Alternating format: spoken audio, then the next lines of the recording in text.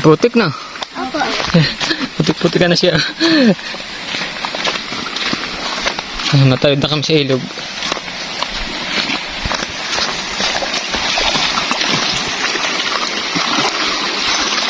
Lakas.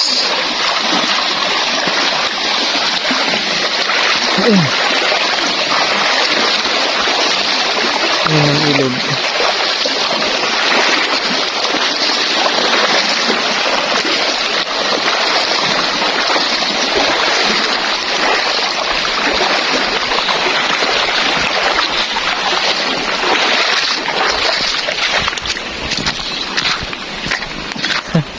Sa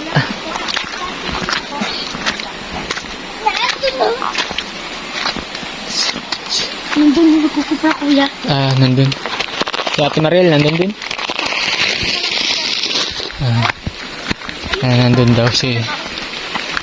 Nandun daw po si si Mariel.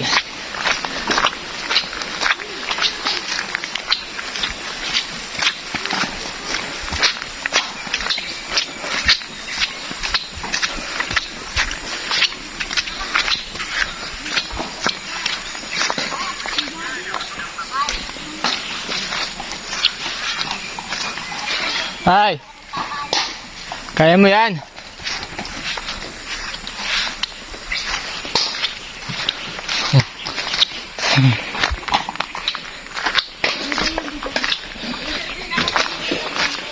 Magandang hapon po. Oh, kokopra. Ang dami po yata niyan Kakaunti lang nila. Sakto lang. Mga ilang libo po? 20 mil? Ay, patatawa. Patay na ako. Yan, Jesus Maria. Nandito yung aking estudyante. Dito po. Naglulukad. Ay, halika.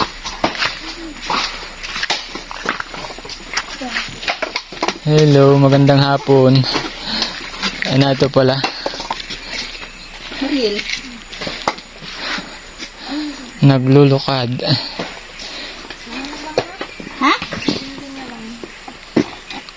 Tapos na. Doon ka na sa bahay. Copra Queen. Kay Virgilin Cares. Meron Copra Queen si Virgilin Cares eh.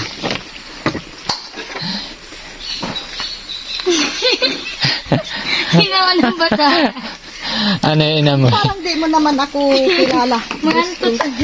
Ay, baya. Ganyan talaga ang hanap buhay niya ng pagkukuprano, Noy. Oo. Walang mabango. Oo. Lalo pag yung bulok na nyug ang nasumpungan mo.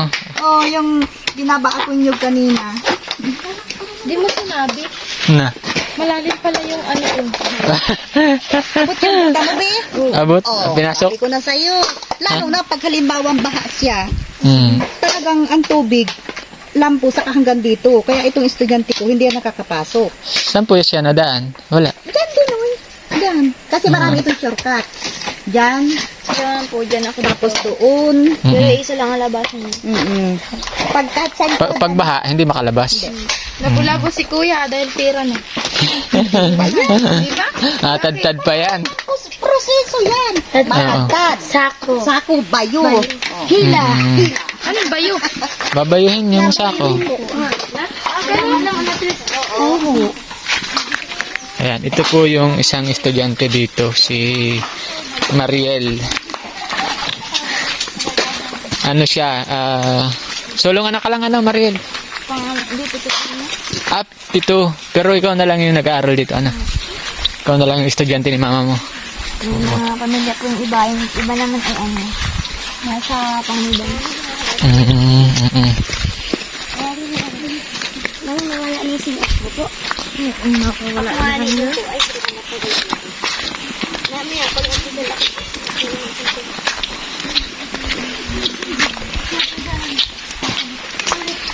Ayan. Ito po yung bahay nila. Dito sa bundok. Tara, dalhin natin dyan.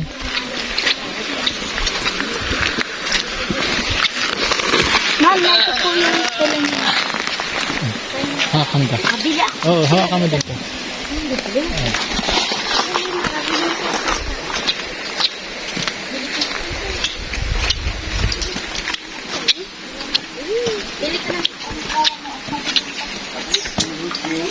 hapon. Anong gusto mo, te? Ay, tao pala. Yung nakagandahan pagka nag-vlog ka sa bundok ko talaga may pamerienda pa. Doon pakain. Tapos padala pa na saging dito pamerienda. Ay, kung kami na ba, madami ako sa inyo ibibigay na saging, sa totoo lang. Ay sa Oo. pati tayo pag paglabas. Ito po kasi si Marie, isa sa mga estudyante dito na nagsasakripisyo maglakad dyan palabas. Dito kay Mariel, natawid pa ng ilog Meron po dyan tulay sana kaso nung gumawa po ng malaki. nalog na. Mm. At hirap ng pagtawid po dito. Sa umaga, di siyempre magsasapatos ka Ay, dun po. Doon ka na sapatos. Sa hapon, maputik dito. o sa hapon naman, siyempre ay maghapon siya nakasapatos. Tapos matawid siya sa ilog, puro pa rin niya yung niya, nababasaan. Kaya alam mo, doon na po nakakabag sa mga sasada. Tapos lakad ulit po. O yun nga. Tapos pagka tatawid po dito sa ayan, nababasa na yung paa. Tapos ikaw ay isa na lang po siyang estudyante mo Siya po. Paano po yan pagka malabas siya dyan? Solo lang siya. Mhm. Hindi po ba delikado dyan na Delikado talaga. Kaya lang ay hindi ko na rin maharap-harap na siya ay ihahatid. Hindi man ganun delikado kasi may detach mo. Pero hindi mo rin masasabi ang dito ang mga ay kung hindi nga sa'yo, sa totoo lang, narit na yan. Dito. Kung hindi yan dyan dumaan, wala na yan. Baka ano siya, patay na yan. Agnas na yan. bakit po matagal na? Ano? Grade 9 po ito. Grade Grade 9. 9 pa ako. Hindi parang grade 8 yun, second year ka. 9? 9. 9. Anong grade mo na ngayon? 12. Di ba 3 years na? Bakit? Paano yung pangyayari? Nandun po kasi medyo, nandun po kasi, wala po sinilip ko. Sinilip po doon sa may kalsada. Tapos meron din pong may signal na huli. Huli lang po ba may kailangan ako parang may teacher pa. Tapos meron may susunod po ako sa taas. Tapos, di ko po akalain na bigla po silang dumating sa tapos talagang may po mga shortcut na kasi may dahil din po dyan ako nakalay. Pagkatangan dito. Hindi ko lang na ako panisan doon. Tapos nung medyo masama lang palamdam po, naglakad ang pauli.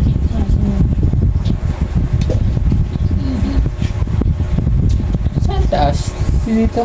Medyo, Oo, dyan. yun po sa pinakang May tambayan kayo na parang may signal. Oh. Pero bundok. Ano lang mga 150 meters lang. Oo. Yan lang. 150 meters. Yan lang. Dito dumaan. Dumaan po siya. Nung Pauwi na siya. Oo. Pasa naman po siya nun? Asan siya galing? Doon galing sa parang kamag-anakan din niya. Doon po Prahan din doon sa Parangan. Ay nag-shortcut siya. Diyan siya dadaan. Ay yung daan na yun. Andun siya. Ano po yung yung pagkakita mo dun sa kanya?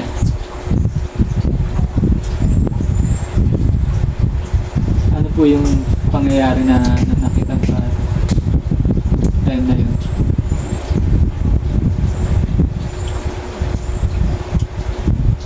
Nandun sa ano ko eh. Yung nilagdaan kong statement nandun sa Hindi, nung makita mo si Mariel. nandun sa ano. Nung makita mo. Ginugumul-gumul na. Tapos sinisip. Panayang iyak. Nagsisisigaw po siya. Yun namang pagsisigaw niya, hindi na marinig kasi napakalakas ng ulan. Ang lakas ng ulan. Oh, ayun na naulan. Sobrang lakas ng ulan. Malakasan ng ulan. Nagsiselfone ka maulan? Hindi na po umuulan. Pauwi na po ako nun sa kanila. Umuulan. Kaya napaka-delikado po. Tapos ngayon naglalakad siya dyan solo.